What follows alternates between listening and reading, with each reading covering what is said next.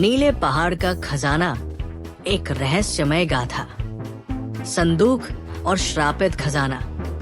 गांव आम्रपाली में नानी मीरा देवी अपनी झोपड़ी के बाहर बैठी चाय पी रही थी जब उनके पोते आर्यन ने एक पुराने संदूक को खोलने की कोशिश की।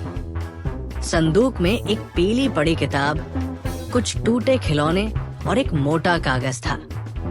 कागज पर एक नक्शा बना हुआ था जिसमें गांव का नदी और जंगल दिख रहा था और लिखा था, नीले पहाड़ का खजाना श्रापित है वो जो इसे ढूंढेगा।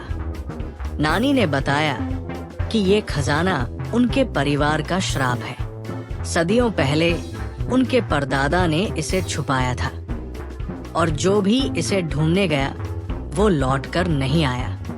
माया की घंटी का रहस्य। तभी बाहर से एक गाय की आवाज आई। गांव वाले उसे पागल गाय कहते थे, लेकिन पीयू को उससे प्यार था।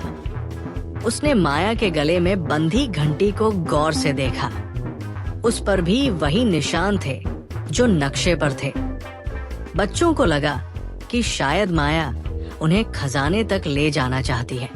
वे उसके पीछे पीछे जंगल की ओर चल पड़े। रास्ते में उन्हें एक टूटा हुआ मंदिर मिला जिसके दरवाजे पर भी वही निशान थे। माया की घंटी बजी और दरवाजा खुल गया। अंदर एक लंबी सुरंग थी जो पहाड़ की तरफ जाती थी। सुरंग में हवा ठंडी और नम थी। अचानक हजारों चमगादड़ उड़कर बच्चों से टकराने लगे। आर्यन ने देखा कि माया की घंटी बजाने से चमगादड़ दूर भाग रहे हैं। सुरंग के अंत में एक विशाल कक्ष था जहां दीवार पर नीले पत्थरों से बना पहाड़ उकेरा गया था। बीच में एक पत्थर की मेज पर एक चमकदार मणि रखी थी। पीयू ने मणि को उठाने के लिए हाथ बढ़ाया। तभी एक गहरी आवाज गूंजी। जिसने भी छुआ इस मणि को उसके गांव को लील लेगा प्रलय। आगे की कहानी के लिए संकेत। नानी बच्चों को बताती है कि मणि प्रकृति का संतुलन बनाए रखती है, लेकिन श्राप के कारण ये खतरनाक हो गई है।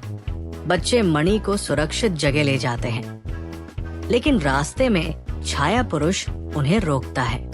माया की घंटी और मणि के संयोग से श्राप टूटता है और माया का असली रूप सामने आता है। ये कहानी एक रहस्य, रोमांच और साहस की गाथा है जिसमें बच्चे एक श्रापित खजाने की तलाश में निकलते हैं और उन्हें प्रकृति के संतुलन और परिवार के इतिहास के बारे में महत्वपूर्ण सबक सीखने को मिलते हैं।